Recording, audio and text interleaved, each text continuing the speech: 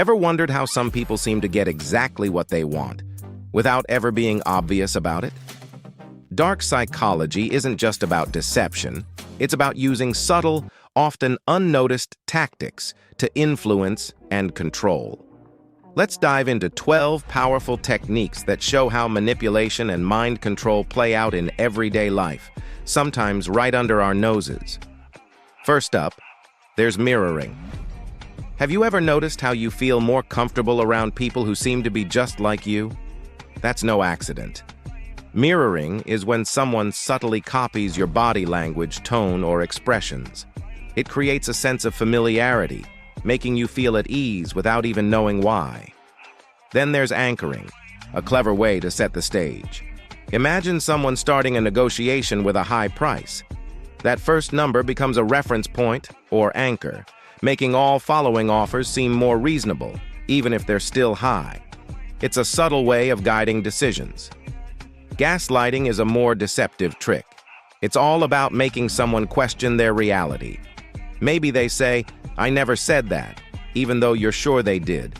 Over time, it makes you doubt your own memory and perception, leaving them in control of the truth. Another interesting one is the foot-in-the-door technique. It starts small, maybe a simple favor like, "Could you grab this for me?" Once someone agrees to that, they're more likely to agree to a larger request later. It builds a sense of compliance bit by bit. You've probably seen social proof in action without realizing it. When people see others doing something, they're more likely to follow. That's why businesses love to show off testimonials or claim, "Everyone's buying this." It makes the behavior seem normal, even desirable. Then there's love bombing. It's intense, constant compliments, affection, and attention, almost too good to be true.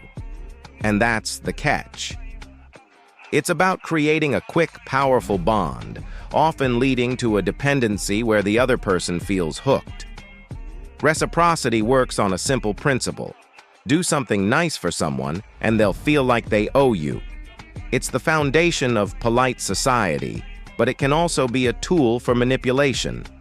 A small gesture can lead to a sense of obligation that wasn't there before.